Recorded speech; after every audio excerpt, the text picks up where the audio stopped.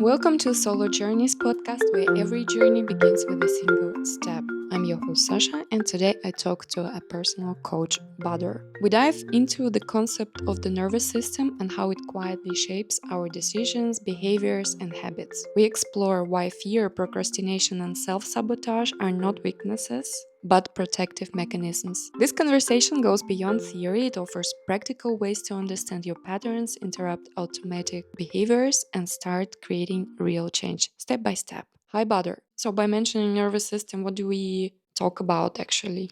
We hear a lot about the nervous system these days, and dysregulated nervous system versus a grounded or calm nervous system. The main mistake most people hear right away is they think this just anger, and there's a wide variety of emotions, complex as the rainbow colors.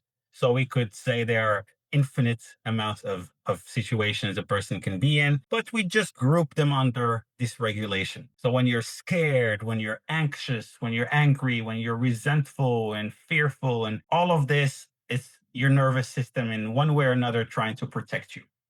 Mhm. Trying to protect you from change, trying to protect you from loss, trying to protect you from pain. In nature, this has evolved to do a very good job. So, with animals, the nervous system saves their lives, send them on flight or flight. For us humans, it's a bit more nuanced. And sometimes the nervous system gets activated and tries to protect us against something that's good for us. So, a life transition, a relationship, leaving the job, launching a business, or receiving money, even lots of money, the nervous system will sometimes get activated and it will try to keep you safe. And since the nervous system doesn't care about money, doesn't care about success, doesn't care about wealth, doesn't even care about love, it only cares about safety. It wants you to be safe and to survive and to continue your line of this particular creature. So, how can we change it? How can we make it work for us? Well, just like anything else in life, the first step is awareness.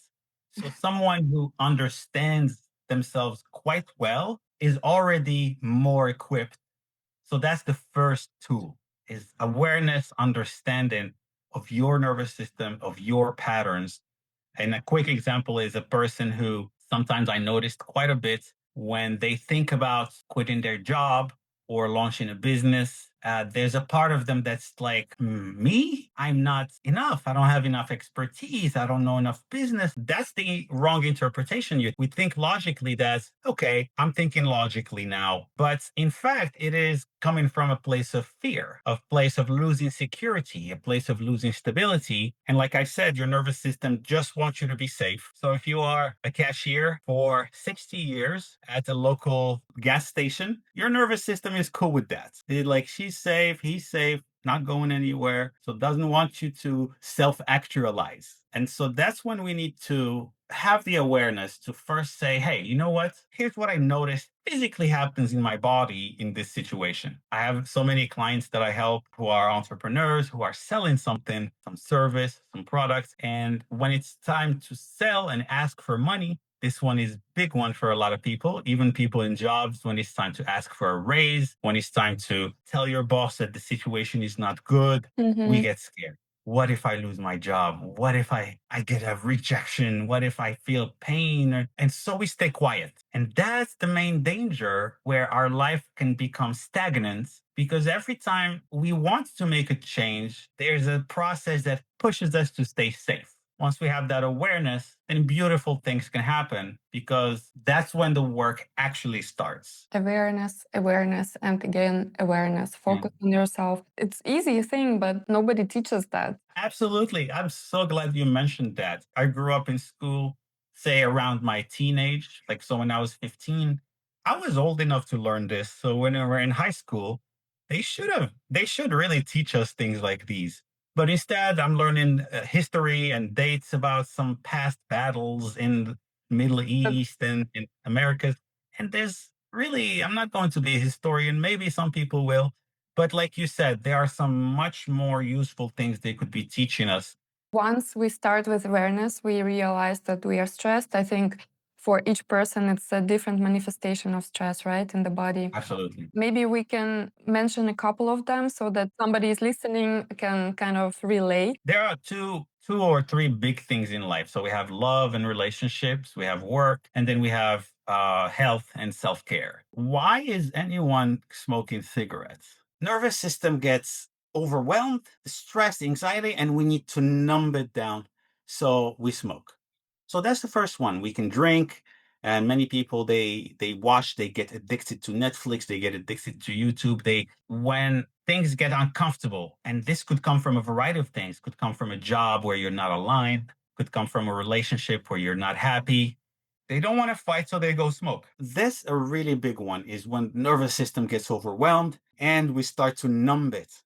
And if most people pay attention to their lives, they'll realize there are some points where they feel uncomfortable, where they start to numb and self soothe. So that's one that I think having the awareness of where you get overwhelmed and you start numbing. A lot of men watch pornography. That's also a very, very harmful thing to their brain.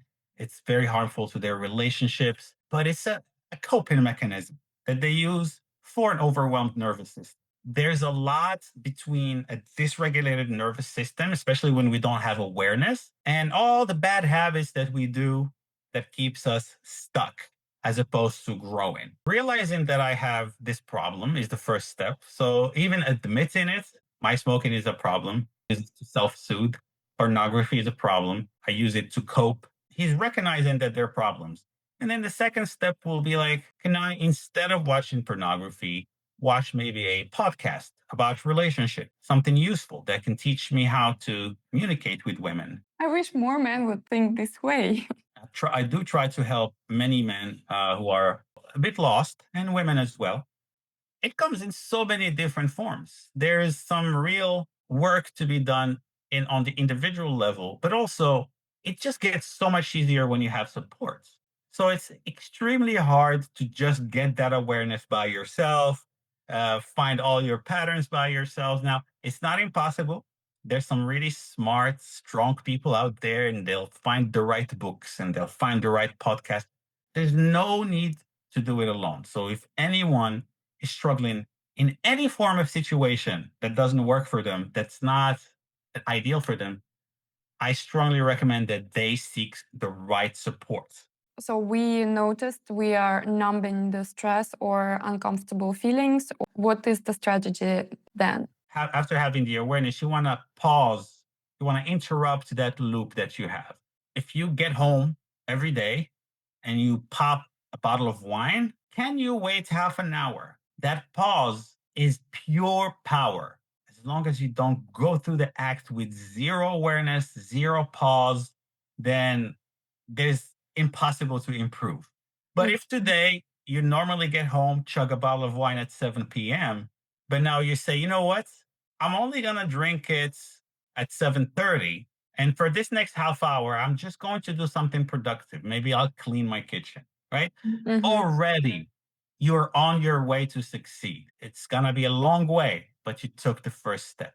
And sometimes it could be just someone about to smoke a cigarette to say, let me actually throw this one out and let me just breathe for the next 5 minutes deeply and remember how I need to take care of myself. When people try to interrupt a loop, to also do some self love work, affirmations, what happens, you start to change your physiology.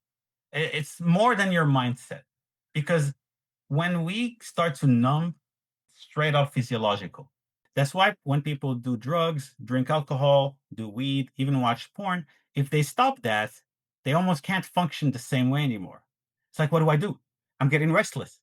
And the same way with people who drink beer, smoke cigarette, watch porn, even play too many video games, or they will feel it physically. And that is active regulation. It's not just mindset. You start to feel your nervous system shifting now because, like, holy crap, I used to smoke 10 cigarettes a day. And now that I tried to quit, my nicotine withdrawal is making me feel crazy. doing it slowly. There's no need to change your life today completely. But if you always smoke 5 cigarettes and today you smoke four, it's a win, but only if you measure it. Now we're entering the state of long term work. And I know people who have successfully quit something within a week, within a month, or within a year. It depends on the person. As long as you have that awareness, and as long as you have the ability to just pause that loop or stop it for a moment, you're already on your way to shift your state. Even your physiology starts to change with you. Again, every person is very, very different. And I always recommend that people who have a nervous system that gets activated in a way that doesn't allow them to live their life the way they want, Mm-hmm. they need to seek help from a professional, like coach people.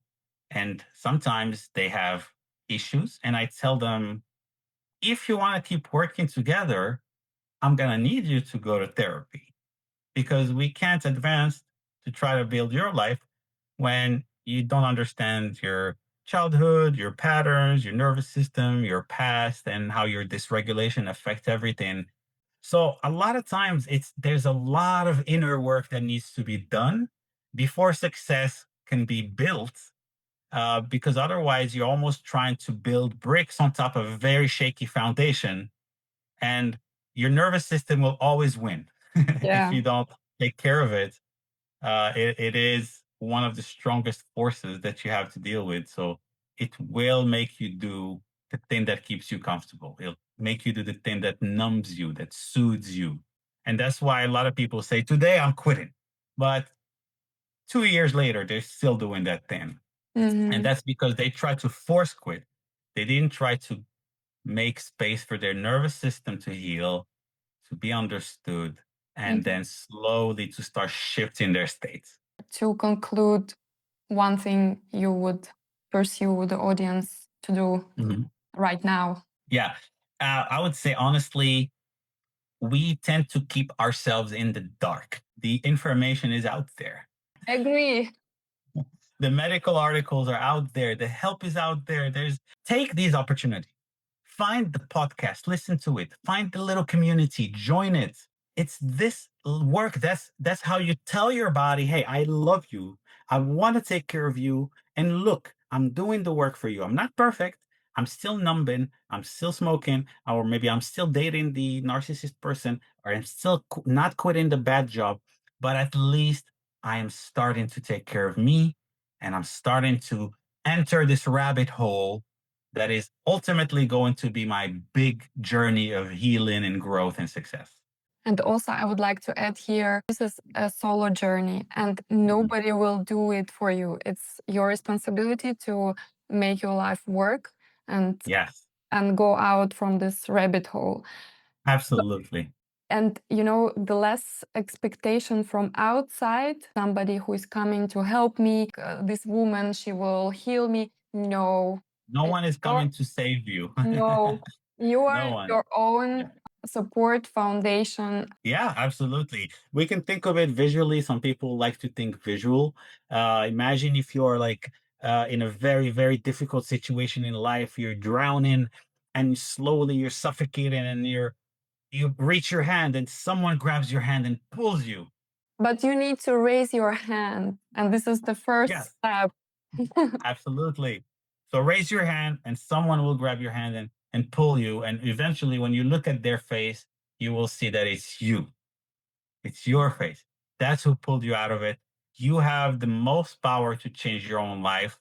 Even if I get all your family and friends and community combined, they can maybe help you with 20%. But the main body of the work is on you. No one is coming to save you. So, yeah, starting today, start to reduce a little bit from that habit. Read one article about nervous system regulation, jump on one podcast, and very, very slowly, without even feeling it, you're already starting to shift your states towards a much more positive one. Every journey begins with a single step. Yes. And I have a question for you. What do you think the most important step that you will ever take? Oh, this philosophical question Yes, it is. But I can tell you the most important step you'll ever take is the next one. is the next one. Okay, got it. It's always a so don't worry about all the other million steps that will come or all the ones that pass.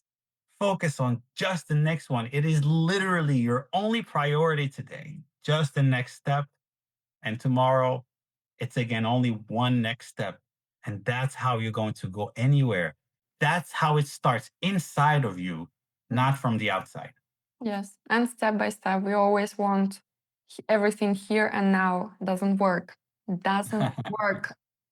Yeah. Patience, my friend. Patience. It's a long journey. It's a marathon. And Mhm. personally, I probably have been on this growth journey since I got awareness and I thought, hey, I'll change my life for probably the last 10 or 15 years. And it's still going. I'm still improving a little bit every day. It's a lifestyle. Yeah, but it's beautiful. And don't be afraid to say, I am healing. I am going to heal. I'm going to change. And it's extremely powerful to just admit to yourself that you want to change your life.